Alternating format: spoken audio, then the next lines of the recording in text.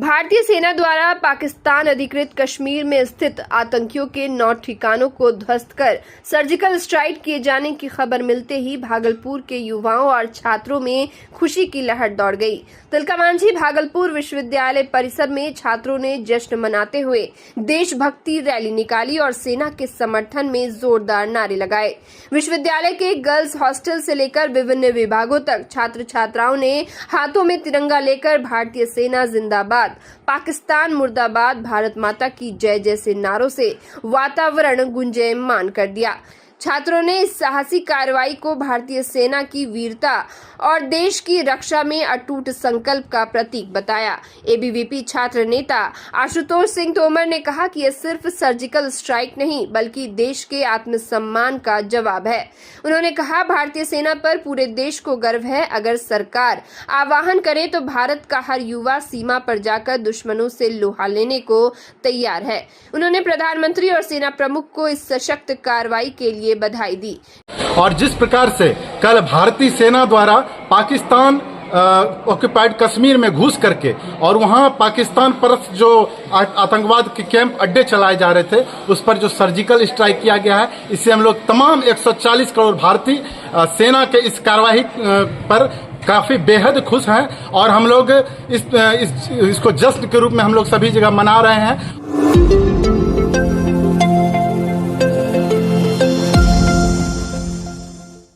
भागलपुर के बाथ थाना क्षेत्र के ऊंचा गांव में एक शादी समारोह के दौरान हथियार लेकर नाचने का वीडियो सोशल मीडिया पर वायरल हुआ है।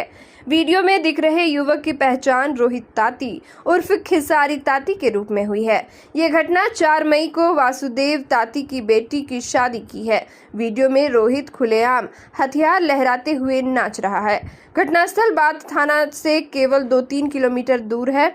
स्थानीय लोगों के अनुसार इलाके में बाहुबलियों और अवैध नशे के कारोबारियों की सक्रियता के कारण ऐसी घटनाएं आम हो गई है। थाना अध्यक्ष कन्हैया झा ने बताया कि उन्हें वीडियो की जानकारी मीडिया से मिली है। उन्होंने कहा कि अवैध हथियार के साथ इस तरह का प्रदर्शन कानूनी अपराध है। पुलिस जल्द ही इस मामले में कार्रवाई करेगी। अब सभी की नजरें पुलिस की कार्रवाई पर टिकी है।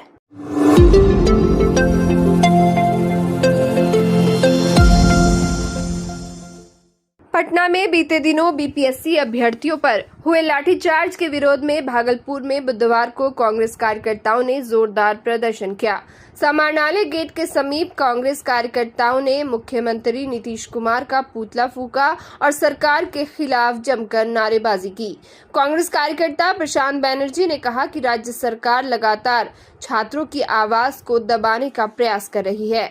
उन्होंने आरोप लगाया कि जब जब छात्र अपनी मांगों को लेकर सड़कों पर उतरते हैं, सरकार उन पर लाठीचार्ज करवा देती है। लेकिन अब युवा चुप नहीं बैठेंगे। आने वाले चुनाव में जनता इस सरकार को सबक सिखाएगी। गौरतलब है कि पटना में बीपीएससी अभ्यर्थियों ने परीक्षा में निजीकरण के खिलाफ शांतिपूर्ण तरीके से मुख्यमंत्री कार्यालय की ओर मार्च निकाला था। वे सरकार से मांग कर रहे थे कि बीपीएससी पाठ्यक्रम से जुड़ी परीक्षाओं में निजीकरण न किया जाए और उनकी मांगों पर संवाद स्थापित किया जाए। इसी दौरान पुलिस ने उन पर लाठीचार्ज कर दिया, जिससे कई छात्र घायल हो गए। इस घटना को लेकर राज्य भर में आक्रोश का माहौल है। कांग्रेस सहित अन्य विपक्षी दलों ने भी घटना की निंदा की है। साथ ही सरकार पर छात्रों की आवाज को दबाने का आरोप लगाया है। कांग्रेस कार्यकर्ताओं ने प्रदर्शन के दौरान कहा कि मुख्यमंत्री को छात्रों से बातचीत करनी चाहिए थी, न कि उन पर लाठियां बरसानी चाहिए थी। प्रदर्शनकारियों ने यह भी चेतावनी दी कि यदि छात्रों की मांगों पर गौर नहीं किया गया तो आंदोलन और तेज किया जाएगा। जो विद्यार्थी थे बीपीएससी की तैयारी कर रहे थे, नौजवान जो एग्जाम दिए थे, वो अपनी मांगों को रख रहे थे। वहाँ बिहार के मुख्यमंत्री नीतीश कुमार के द्वारा छात्रों के ऊपर लाठीचार्ज किया गया। उसके विरोध में आज बिहार का मुख्यमंत्री नीतीश कुमार का पुतला दहन भागलपुर जिला युवा कांग्रेस के द्वारा किया गया।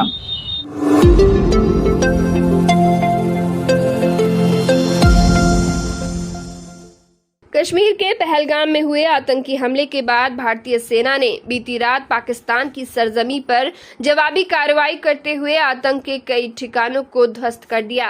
भारतीय वायुसेना ने बहावलपुर स्थित आतंकी हेडक्वार्टर समेत 9 ठिकानों पर मिसाइल दागकर उन्हें पूरी तरह निष्क्रिय कर दिया। इस ऑपरेशन सिंदूर को लेकर देश भर में सराहना हो रही है। वहीं 1971 की लड़ाई लड़ चुके भारतीय सेना के पूर्व अधिकारी भी इस कार्रवाई पर गर्व महसूस कर रहे हैं। पूर्व थल सेना अधिकारी कैप्टन महेश दास, जो 1971 के भारत पाक युद्ध में शामिल थे, ने ऑपरेशन सिंदूर पर प्रतिक्रिया देते हुए कहा, जिस तरह से 1971 में हमने पाकिस्तान को 2 टुकड़ों में बांटकर उसकी ताकत को धूल चटाई थी, उसी प्रकार आज भी भारत की सेना पूरी मजबूती से दुश्मनों को जवाब दे रही है। प्रधानमंत्री नरेंद्र मोदी के नेतृत्व में यह कार्रवाई देश की सुरक्षा और सम्मान की रक्षा के लिए एक सशक्त कदम है। उन्होंने आगे कहा कि दोनों देश भले ही परमाणु हथियारों से लैस हो, लेकिन अगर पाकिस्तान भारत की सेना से टकराने की भूल करता है तो उसका अंजाम गंभीर होगा। भारत की सेना हर मोर्चे पर पूरी तरह तैयार है। वही वर्ष 1974 में सेना में बहाल हुए सूबेदार राम प्रकाश यादव ने भी भारतीय वायुसेना की कार्रवाई की सराहना की। उन्होंने कहा, भारतीय सेना पाकिस्तान की तुलना में 10 गुना ज्यादा ताकतवर है। पहलगाम में जिस तरह आतंकियों ने निर्दोष नागरिकों पर हमला किया, ये कार्रवाई उनके लिए मुंह तोड़ जवाब है। डिफेंस के तरफ से, अपने सेना के तरफ से कार्रवाई की गई है, बड़ा ही सटीक और ऐसा किया है कि मतलब टारगेट को डिस्ट्रॉय किया है और बेहतरीन तरीके से डिस्ट्रॉय किया है, जिसका कि अभी तो ये सीक्रेट है, क्लियर नहीं हो रहा है, लेकिन कुछ दिन में आप सुनेंगे। जैसे चाइना में हुआ था ना कि उसका आदमी नहीं मरा और बाद में जब उसका देखे कि उसका जो बना हुआ था उसका स्टैच्यू, तो उसमें बहुत सारे होते। तो उसी तरह से पाकिस्तान के प्रति जो कार्रवाई किया गया है अपने देश के तरफ से, जिसमें हमारे देश के सभी एक बच्चा शामिल हैं और यही चाहते थे कि इस तरह की कार्रवाई हो। भारत को पाकिस्तान पर ये हमला करना बहुत ज़रूरी था, क्योंकि आतंकियों ने जो कार्रवाई किया है, हमारे निहत्थे लोगों को जो मारा है, तो इसको बदला लेने के लिए बहुत ज़रूरी था कि इंडिया जो है पाकिस्तान के आतंकवाद को सफाया करने के लिए उनके ठिकानों पर अटैक करना। ये बहुत ही अच्छी बात है कि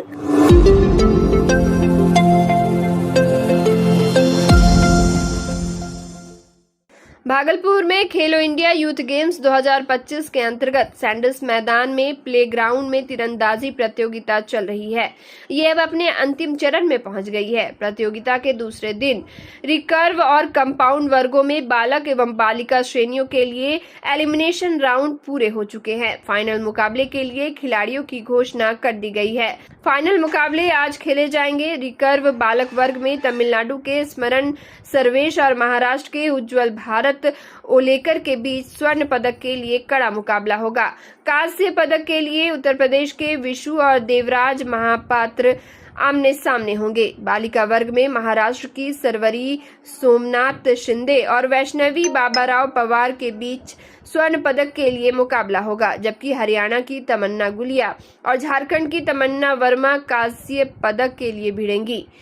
कंपाउंड बालक वर्ग में महाराष्ट्र के मानव गणेश राव जाधव और झारखंड के दिव्यांशु सिंह के बीच स्वर्ण पदक के लिए मुकाबला तय हुआ है। पंजाब के सुखमनदीप सिंह और राजस्थान के देवांश सिंह कांस्य पदक के लिए मैदान में उतरेंगे। कंपाउंड बालिका वर्ग में महाराष्ट्र की तेजल राजेंद्र साल्वे और प्रतीका के बीच स्वर्ण पदक का मुकाबला होगा, जबकि तमिलनाडु की मधु वर्षिनी और महाराष्ट्र की वैदेही हीराचंद जाधव कांस्य पदक के लिए भिड़ेंगी। प्रतियोगिता के इन अंतिम मुकाबलों को लेकर खिलाड़ियों और दर्शकों में खासा उत्साह है। आयोजकों ने बताया कि फाइनल मैचों के लिए सभी तैयारियां पूरी कर ली गई है। भागलपुर एक बार फिर से खेल प्रतिभाओं के शानदार प्रदर्शन का साक्षी बनने को तैयार है। अच्छा लग रहा है। मैच में थोड़ा डर लग रहा था, पर भरोसा था कि निकाल सकती हूँ। अभी अच्छा लग रहा है। किसके बीच मुकाबला था, कितना रैंक है? हाँ, किसके बीच मुकाबला था अभी आपका? मधुर वर्षिनी, जो कि तमिलनाडु की है। महाराष्ट्र की खिलाड़ी शुरू से ही टॉप पर रही हैं, नेक्स्ट मैच आप लोग शुरू से ही टॉप पर हैं। महाराष्ट्र में ऐसी कोचेस है जो कि बच्चों को अच्छा पढ़ाते हैं, टीच करते हैं आर्चरी। देखिए, आज आर्चरी की जो प्रतियोगिता है, इस खेलो इंडिया यूथ गेम्स का जो आयोजन हो रहा है भागलपुर में, आर्चरी की प्रतियोगिता का आज फाइनल डे है। अभी ब्रॉन्ज मेडल मैचेस चल रहे हैं जो फोरनून में ही हम ख़त्म कर देंगे, ताकि शाम को आफ्टरनून सेशन में हम सिर्फ गोल्ड और सिल्वर के मैचेस जो हैं वो उनका आयोजन करेंगे और उसके बाद फिर प्रेजेंटेशन सेरेमनी होगी। तो ये आज का कार्यक्रम है और उसके बाद ये आर्चरी की प्रतियोगिता भागलपुर में संपन्न होगी।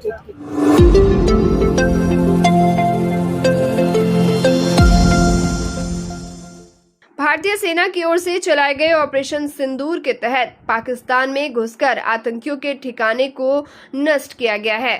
कांग्रेस पार्टी ने भी सेना की इस कार्रवाई की जमकर प्रशंसा की है। भागलपुर से कांग्रेस विधायक अजीत शर्मा ने भारतीय सेना के इस सराहनीय कदम को सलाम किया है। कांग्रेस विधायक ने कहा कि इस प्रकार की कार्रवाई पहले ही हो जानी चाहिए थी। विधायक अजीत शर्मा ने कहा कि मैं भारतीय सेना को धन्यवाद देना चाहता हूं। उनके जज्बे को हम सलाम करते हैं। आखिर आतंकी घुसकर हमारे देश में लोगों की हत्या कैसे कर लेते हैं, यह सोचने की बात है। इसमें कहीं न कहीं सुरक्षा में चूक रही होगी, जिसे दुरुस्त करना चाहिए। अजीत शर्मा ने आगे कहा कि जो भी देश विरोधी गतिविधियों में शामिल हो, चाहे वह देश के अंदर हो या बाहर, उसके खिलाफ सख्त कार्रवाई होनी चाहिए। उन्होंने कश्मीर में सक्रिय आतंकियों का जिक्र करते हुए कहा कि ऐसे तत्वों को जल्द से जल्द कश्मीर से बाहर किया जाना चाहिए। अजीत शर्मा ने कहा कि सेना जिस मजबूती से देश की रक्षा कर रही है, वह प्रशंसा के प्रतीक है। सेना मजबूती से देश को बचाने का काम कर रही है और हम सबको उनके इस जज्बे का समर्थन करना चाहिए। विधायक अजीत शर्मा ने ये भी मांग की कि सरकार सुरक्षा व्यवस्था को और सख्त बनाए ताकि भविष्य में ऐसी घटनाओं की पुनरावृत्ति न हो। बता दें कि ऑपरेशन सिंदूर के तहत भारतीय सेना ने हाल ही में नियंत्रण रेखा पार कर आतंकियों के कई ठिकानों को ध्वस्त कर दिया है। इस कार्रवाई को सेना ने आतंक के खिलाफ एक निर्णायक कदम बताया है। ये आतंकवादी खत्म के लिए जो 9 जगह आतंक खत्म किया गया है, जहाँ वो ठहरते थे, बिल्कुल काबिले तारीफ है। मैं सेना को धन्यवाद देना चाहता हूँ। ये पहले भी होना चाहिए था। आखिर वो घुस के पहलगाम में हत्या कैसे किया, कहाँ सुरक्षा में कमी हुई। लेकिन आज जो उन्होंने किया है, मैं चाहता हूँ सभी आतंकी जो भी कश्मीर में हैं, सबको बाहर किया जाए और जो भी ऐसी घटना करे उस पर कार्रवाई होनी चाहिए। लगातार स्ट्राइक करनी चाहिए। स्ट्राइक किया भारतीय सेना। बिल्कुल, देखिए इसमें क्या है कि सभी वर्ल्ड में जितनी कंट्री है, सबको मिलजुल के ये गलत हो रहा है। आतंकी हमला ही गलत है। आप वो पर्यटक गए हैं घूमने के लिए, उनको हत्या हो जाती है, ऐसा कभी होता नहीं है। निश्चित तौर पर सुरक्षा में चूक जरूर हुई है, लेकिन जो सेनाओं ने यह जो कल काम किया है, ये काबिले तारीफ है। मैं चाहूंगा सेना फिर से मजबूती से देश को बचाने का काम करे और जो भी पाकिस्तान के आतंकी ऐसा हमला करें या कुछ करने का कोशिश करें, उनको कड़े से कड़ी जवाब दिया जा सके।